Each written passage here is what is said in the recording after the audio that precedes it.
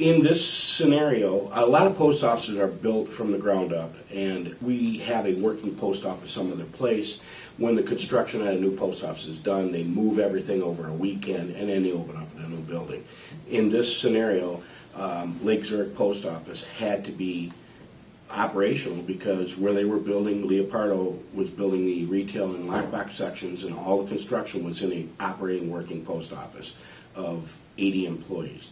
All the mail delivery, all the mail sortation, all the transportation, all the traffic, everything had to be included in a day-to-day operation. We were very, very fortunate in the fact that Leopardo Construction did this without interrupting one of my daily operations, not one. No dust, no confusion. There was a little bit of noise, obviously, but it was done. We went through some 3 months of total construction on a building, and nothing was disturbed. It was a very tight schedule, and most of my superiors were very fearful in the fact that we would not have a retail window up in time. And after dealing with Leopardo Construction, it was shown that they were very efficient, and we were right on schedule with everything. My bosses kept sending emails out, where are you at, how are we doing, are we on schedule, and my response was always yes. P.O. Box construction is a very weird thing. They're called ladders, and they hold individual box units.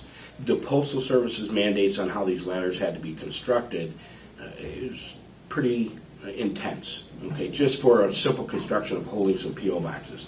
There are security factors that come into play where, we don't want people being able to get other people's P.O. boxes and blah, blah, blah. Leopardo came to me and said, we need to go to the other building and actually view and take pictures of what you have so that we know what we can put in this new equipment and how it's supposed to be installed. They did that. They went over, took pictures, brought them all back.